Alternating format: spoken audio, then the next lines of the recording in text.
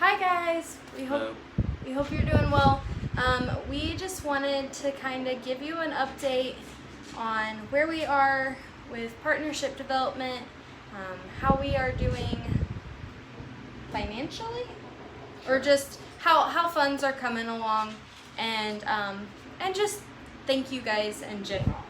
So, first of all, I think I've said this before. Normally, we would be having these conversations face to face.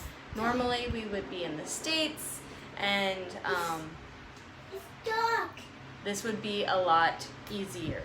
But we're doing it from video this time. So, how are things going for us? Well, things are doing all right. We're able to make ends meet, and so we've been able to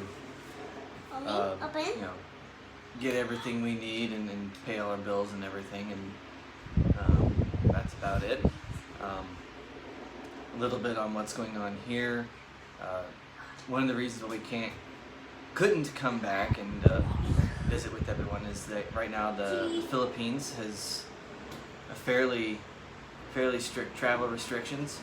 They're not letting anyone other than Filipino nationals and diplomats back into the country, which, I mean, yeah, you can say that's a smart move. It just makes it difficult when you're trying to make a trip out and think about, okay, how are we going to get back in? And so that's why we opted to stay. And then at the end of this coming school year, which will start in August, so this August to next May, at the end of next May, we will definitively, regardless of the status of any travel restrictions, be making our return for a while. As far as where our partnership levels are going, we know last summer we made the big push for a car, and so that had a lot to do with it as well. Where for this particular month we made about $8,000 or $9,000. Of course, most of that was put towards the car that we do have, and we're very thankful for that. This last month we didn't get that much. No. This last month we did well, and we're very thankful for that. I was able to get an iPad, which I am going to be able to use at school. There is a shortage of laptops here. Like, there are hardly any around anywhere, so an iPad was my only option, and I was able to replace my watch that broke, so that's a blessing.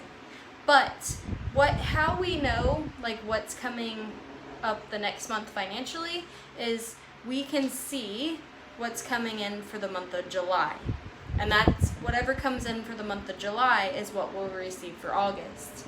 And looking at last year's records, we had around $9,000 that came in for the month of July. And this year, it's low. We might get $3,000. And so it's hard because our budget has changed. We now have 3 kids under the roof instead of just Thomas. And we're also trying to homeschool Thomas this next year with all the craziness, and you might see him in the background. And so, that comes with its different costs and challenges. Originally, our water bill was like $10 a month, and you're like, that is nothing. But with everything that has happened and all the changes and trying to entertain kids, we've had to fill up a pool a few times. So this last month, our water bill was $25. Yeah. And so that's a big jump, going from five. A lot of that increase is that when the quarantines started, they started quarantines here around the same time that we all started quarantines back in the U.S.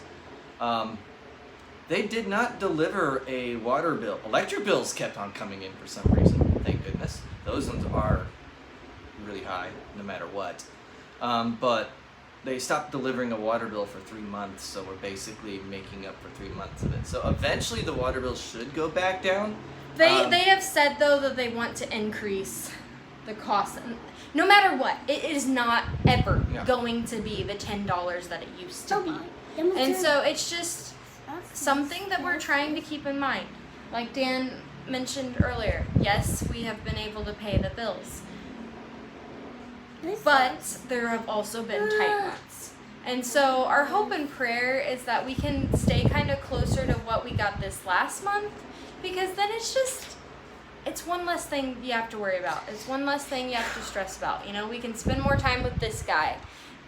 And focus more on the twins and just enjoy our summer as a family, which we have gotten to do a lot of, which is it's been nice to not have to run around as much as we normally do. So we are grateful for that. And more importantly, we're just super, super grateful for you guys. We just wanted to be realistic with you. We wanted to let you know that we are at 80% of our Whitcliffe monthly budget, and we would love to be at 100%. So if you haven't given to us this month and you would like to, we would love to see that. If you are interested in increasing your giving, we would love for you to do that. If you know anybody that might be interested in partnering with us and would like to say something to them, we would greatly appreciate that. And most importantly, we would just greatly appreciate your prayers. Being locked in a house, like not going anywhere, not doing anything, with a Thomas that is sometimes a doggy, and with 1-year-olds that don't understand, what's going on and don't have the words to communicate. So a lot of times they're just screaming or crying. We would greatly appreciate your prayers that we could get through all this together and come out on the other side better. Yep. So I think that's it. Thomas, you want to turn around and say bye-bye? Say bye. You're really close to the camera. Say, I love you. Sit back. We love you guys so much and appreciate you and couldn't do this without you. So we'll talk to you next time. Bye. God bless.